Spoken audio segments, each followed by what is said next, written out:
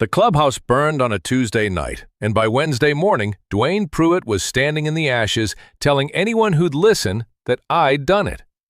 He had a motive ready. We'd had words at the last board meeting, and he had a note in his hand with my name on it. And he had the particular satisfaction of a man who has always disliked you and just been handed permission.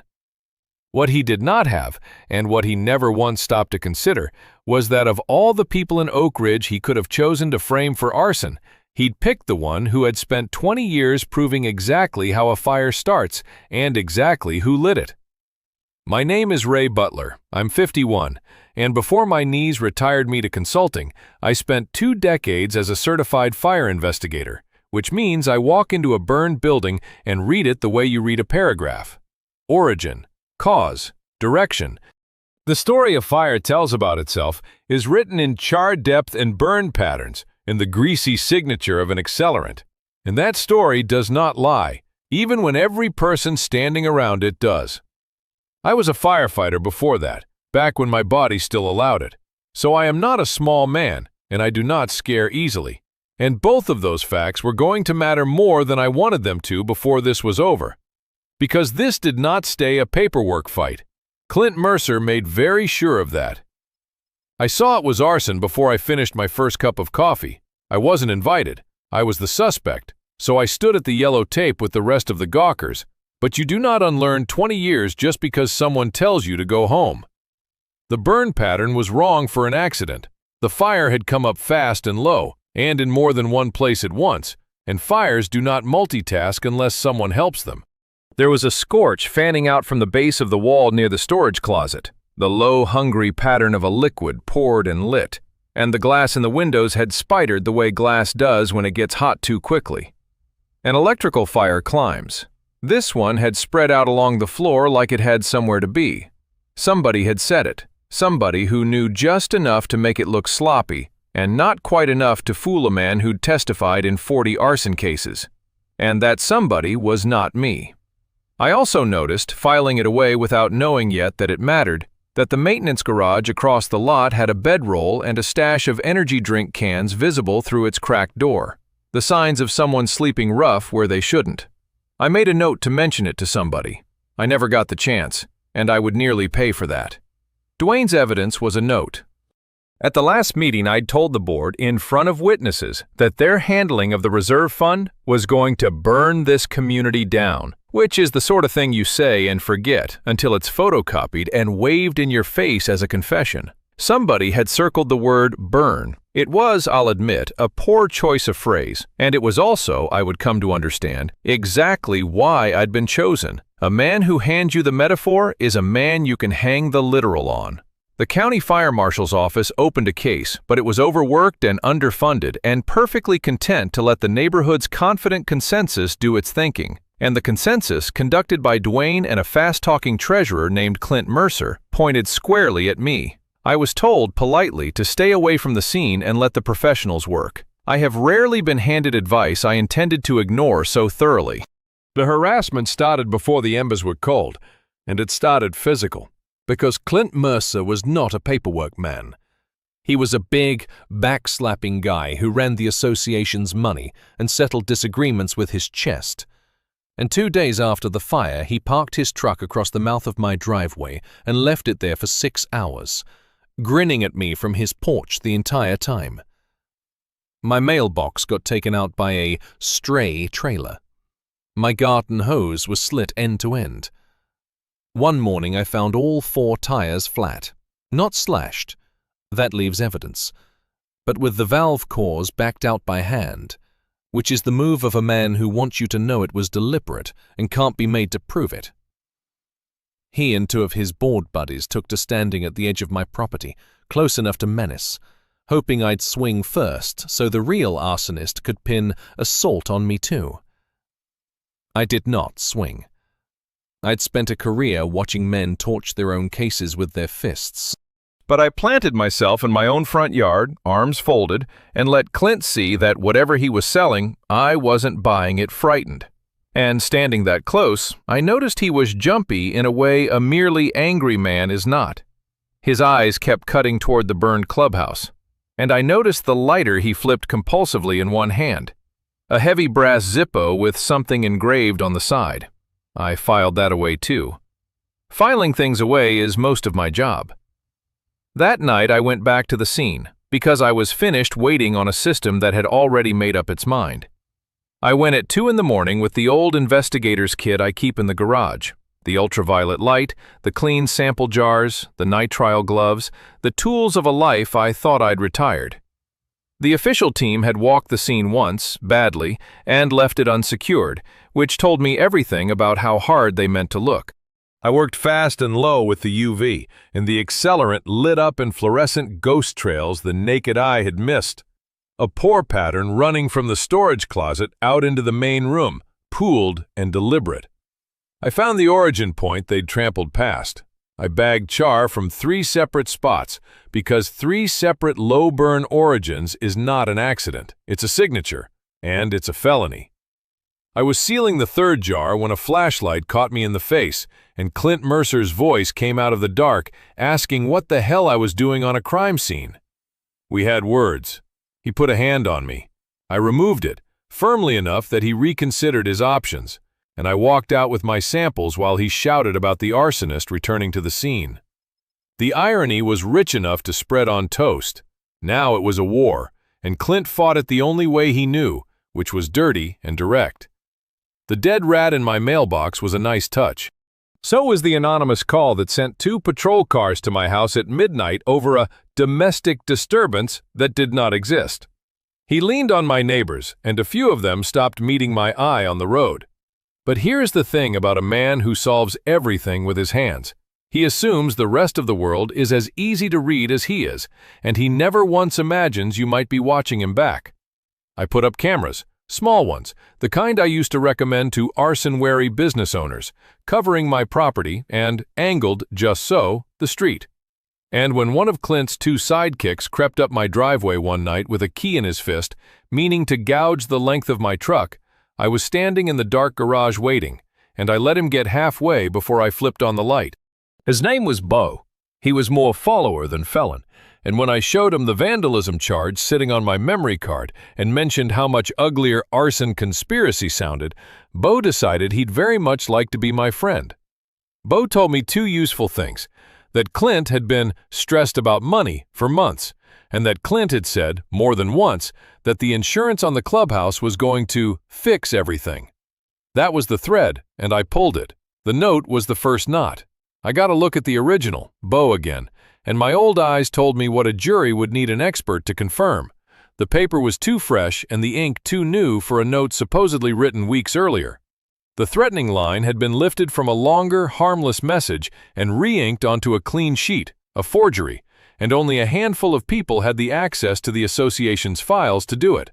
The treasurer was one of them. And Clint's money troubles weren't a rumor either. A member has the right to demand a look at the association's books, and mine, filed loud and in writing, landed at the worst possible moment for Clint. Because Oak Ridge had an independent audit scheduled, the reserve fund was a work of fiction, and Clint Mercer had been quietly bleeding it dry for years. The clubhouse insurance payout would have papered the hole just long enough. Burn the building, collect the money, plug the gap before the auditors arrived, and pin the fire on the loudmouth who'd literally said the word burn on the record. It was, I had to admit, not a stupid plan. It was just built by a man who'd chosen the wrong arson to frame me for. Clint felt me closing in, and he did what men in a corner do. He raised the stakes past property.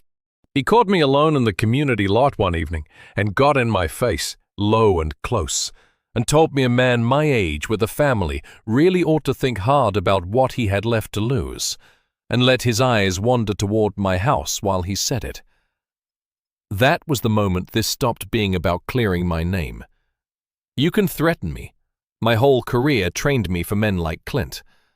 But he brought up my family, and something in me went very cold and very clear, the way it used to go right before I walked into a building everyone else was walking out of. I took everything I had to the fire marshal and the sheriff, the 3 jars, the pour pattern, the forged note, Bo's account, the motive, and I pushed hard for them to act on it. and I ran straight into the wall a suspect always hits. Polite skepticism, a raised eyebrow, a gentle suggestion that I was a clever man building an elaborate story to save my own skin. They would not mount an operation on the word of the person they'd been told set the fire. But I have worked alongside enough investigators to know how to plant a seed in one, and I found a detective named Alvarez who was just curious enough to quietly pull the clubhouse's insurance paperwork, curious enough to promise she'd have a car within a 2-minute reach of the community that week if I could tell her where and when. It wasn't the cavalry, it was a crack in the door, and I put my boot in it. Because here is what I understood that Clint did not know I understood. His first fire had left evidence now sealed in 3 jars in my garage, and Clint was not quite dumb enough to forget it. Worse for him, the audit was days out, and the physical records that would prove his embezzlement lived in the association's document storage inside that same maintenance garage behind the pool. A man in Clint's position needed 2 things fast: the incriminating paperwork gone, and a second, confirming fire to muddy the origin of the first and keep the neighborhood story aimed at me. 1 fire is an accusation. 2 fires while the accused runs loose is a conviction in the only court Clint cared about. He was going to burn the maintenance garage, records and all, and he was going to do it before the auditors came. I didn't have to guess whether, I only had to guess when, and the audit gave me the night, the one before. And the moment I settled on that garage, cold dread went through me because I remembered the bedroll and the cans behind that cracked door. Somebody had been sleeping in the very building Clint was about to set on fire. I told Alvarez the where and the when, and then I set up myself because a car 2 minutes out is 2 minutes I might not have. I knew that garage.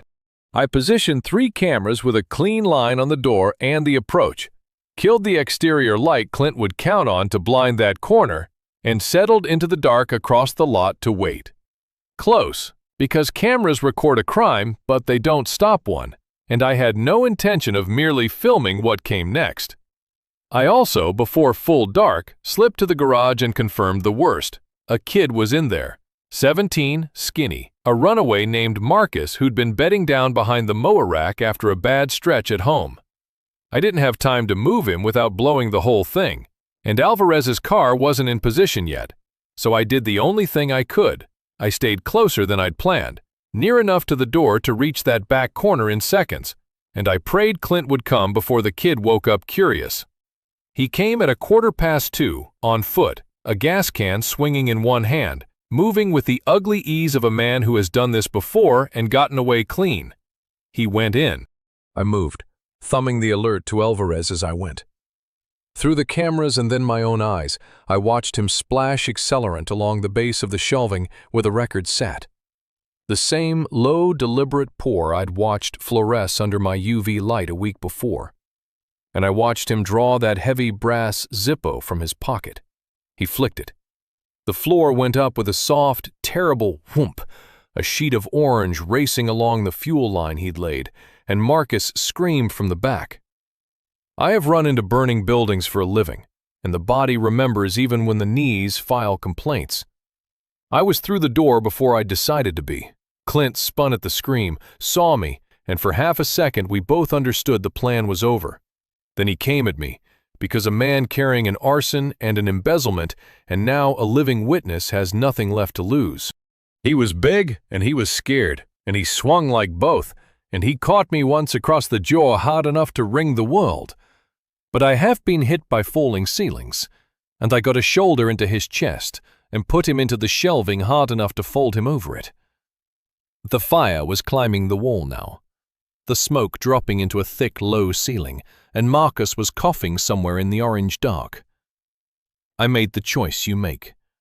I left Clint groaning against the shelves and went for the kid, down low where the air still lived. Found him by the sound of him, got him under the arms, and dragged him along the floor and out the door into the clean, cold night, both of us hacking up smoke, my eyebrows singed and my lungs full of the taste I'd retired to be rid of. Behind us the garage went fully involved and lit against the blaze, stumbling out with the gas can still in one hand and that engraved Zippo still in the other. because panic makes people carry the stupidest things, came Clint Mercer. And that is when the whole neighborhood arrived, because fire does what fire does. It announces itself. Porch lights snapped on down the street, and here came the residents in their robes, and here, God help him, came Duane Prewitt. And here came half the board that had spent a week branding me an arsonist, all of them spilling into the lot to see the maintenance garage roaring into the sky. They arrived in perfect time to witness the actual scene. Me and a coughing kid on the ground, and Clint Mercer lit up orange by his own fire, reeking of gasoline, holding the can he'd carried it in. Alvarez's car came around the corner 30 seconds later with the light bar throwing red and blue across every stucco wall, and then a second unit, and then the engine, and there was no version of this that Clint could talk his way out of, because the whole story was written on him now in the one language even Duane Prewitt could read. He hadn't set a fire to frame me. He'd set it in front of me, and 40 witnesses, and a cop. It came down for Clint the way a burning roof lets go, all at once and straight down. They took him out of the lot in cuffs while his own board watched, the gas can bagged, the Zippo bagged, his gasoline-soaked gloves bagged. My 3 jars from the first fire matched what the marshal pulled from the second. Same accelerant, same signature, same hand. Bo gave his statement, and then his conscience, and told them everything about the money. The audit that Clint had burned a building to outrun happened anyway, and the reserve fund's missing years walked out into the daylight. He was charged with 2 counts of arson, insurance fraud, embezzlement, fabricating evidence, and, for the thing I will never forgive him, the reckless endangerment of a sleeping kid he'd very nearly cremated to cover his books. The forged note stopped being evidence the instant its author was the one in handcuffs.